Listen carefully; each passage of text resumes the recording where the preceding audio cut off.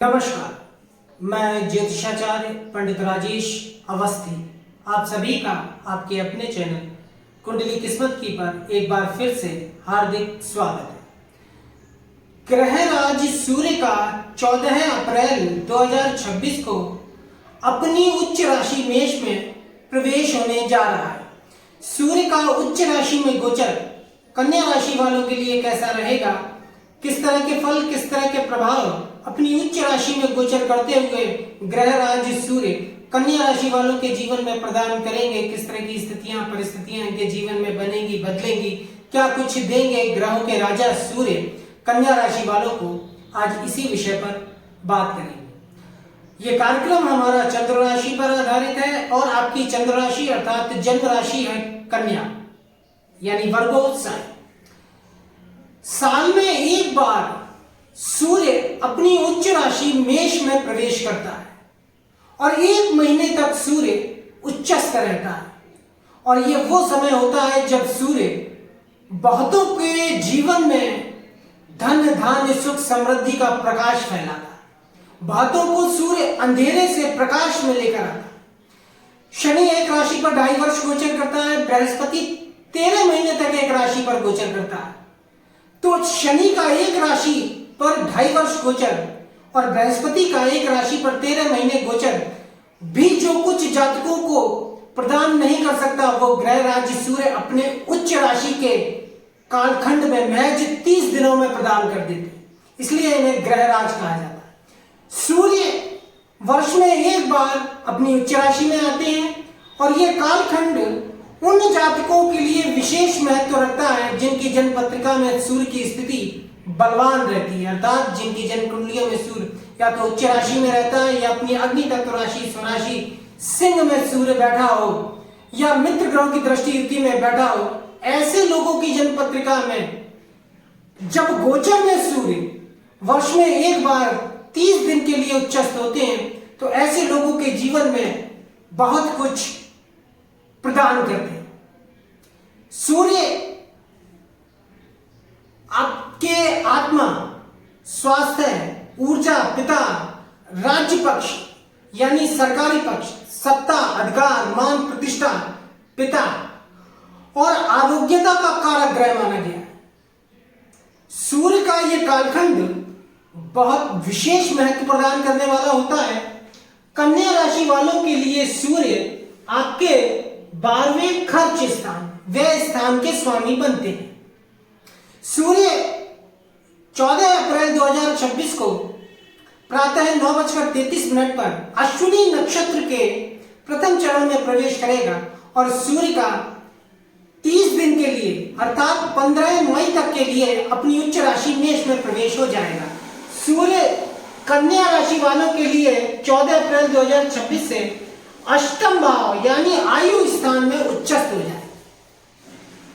सूर्य कन्या राशि वालों के लिए द्वादश त्रिक स्थान, ऋभ स्थान के स्वामी बनते हैं, जो कि सभी प्रकार के खर्चों का, हानि का, कारावास का, दंड का, अस्पताल का भाव होता है और यह त्रिक स्थान होता है। और सूर्य यहां अष्टम स्थान में गोचर करेंगे जो कि दूसरा त्रिक स्थान होता है। तो त्रिक का स्वामी सूर्य त्रिक स्थान में उच्चस्थ हो जाएगा धनेश भाग्येश शुक्र के साथ में, तो यह विपरीत राजयोग बनाएगा। 8वें आयु स्थान में उच्च का होकर मित्र मंगल की मेष राशि पर गोचर करेंगे। तो अब चूंकि व्ययेश खर्च स्थान का स्वामी सूर्य उच्चस्थ होगा तो इसमें कोई दो राय नहीं है कि खर्चा विशेष होगा। स्वयं के प्रभाव की वृद्धि करने के लिए जातक अधिक खर्च करेगा, यानी अपने प्रभाव को दिखाने के लिए जातक अधिक से अधिक खर्च करेंगे। इसके साथ साथ चूंकि यहां विपरीत राजयोग का निर्माण होगा, इसलिए सूर्य यहां कन्या राशि के जातकों को आयु की शक्ति प्रदान करेंगे। जीवन की दिनचर्या में रौनक रहेगी, अमीरात का ढंग रहेगा, स्वास्थ्य उत्तम रहेगा, क्रोध व महत्वाकांक्षाएं इस कालखंड में बढ़ेंगी। इसके साथ साथ अपने परिश्रम के बल पर कन्या राशि का जातक धन प्राप्त करेगा, पद प्राप्त करेगा, मान सम्मान और प्रतिष्ठा प्राप्त करेगी, पदोन्नति हो सकती है इस कालखंड में। अगर आपकी जन्म कुंडली में सूर्य की स्थिति मजबूत है तो ये 1 महीने के उच्चस्थ गोचर काल में सूर्य आपको उच्च अधिकार प्रदान करेगा। पदोन्नति प्रदान करेगा, सरकारी सेवा प्रदान कर सकता है, अर्थात सरकारी नौकरी का यह कालखंड बहुत महत्वपूर्ण होता है। लेकिन चूंकि अष्टम स्थान में सूर्य उच्चस्थ रहेंगे तो जातकों को कुछ गलत सोबत से बचना चाहिए।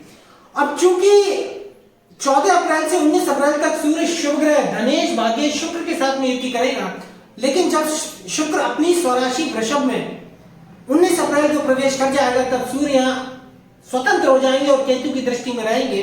तो वो कालखंड ऐसा रहेगा कि उसके बाद जातकों को थोड़ी सी कुछ कठिनाई धन को इकट्ठे करने में रहेगी, एकत्रित करने में कुछ कठिनाई अनुभव करेंगे।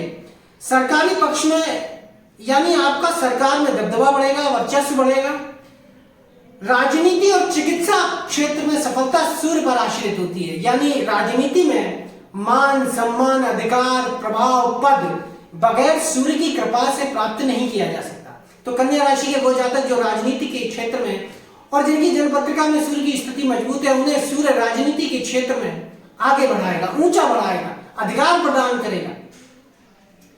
इसके साथ साथ जातक की वाणी में प्रभाव आएगा, थोड़ी सी गर्मी रहेगी वाणी में, लेकिन कुशलता पूर्वक अपनी बात को सामने वाले तक पहुंचाएंगे और अपने लाभ सिद्ध करेंगे।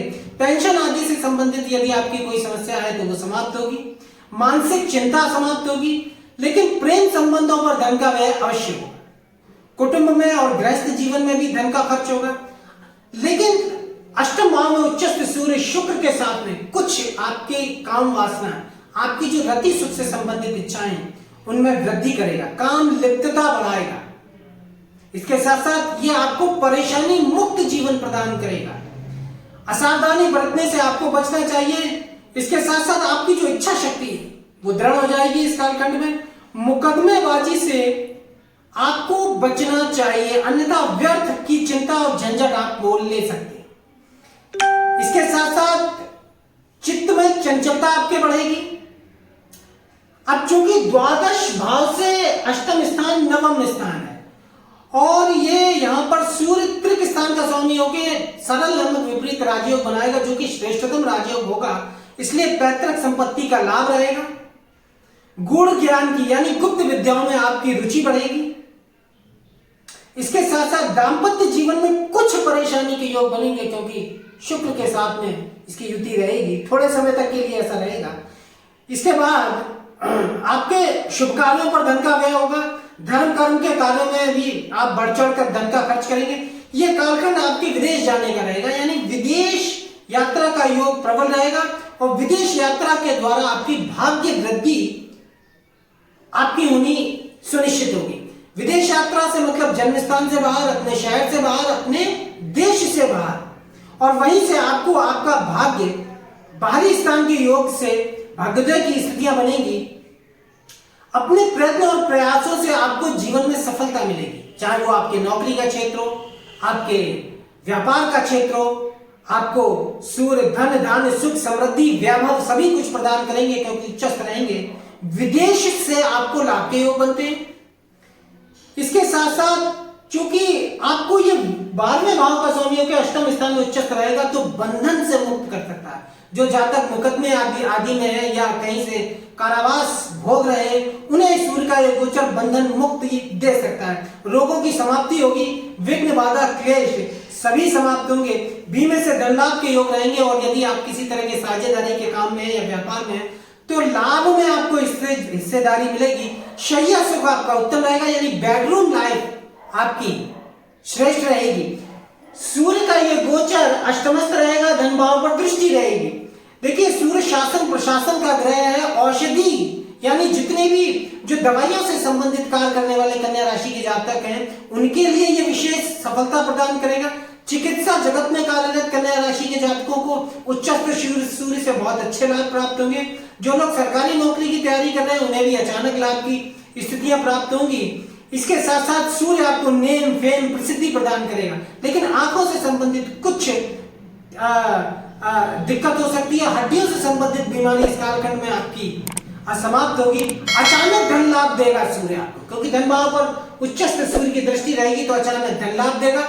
आपको थोड़े से पैसे को सेविंग करने में, पैसे को जोड़ने में दिक्कत आएगी, लेकिन लगातार आपको धन प्रदान करेगा। उच्चस्थ सूर्य विपरीत राजयोग से आपकी इच्छाएं, मनोकामनाएं पूरी होंगी। विविध स्रोतों से आपको धन लाभ प्रदान करेगा।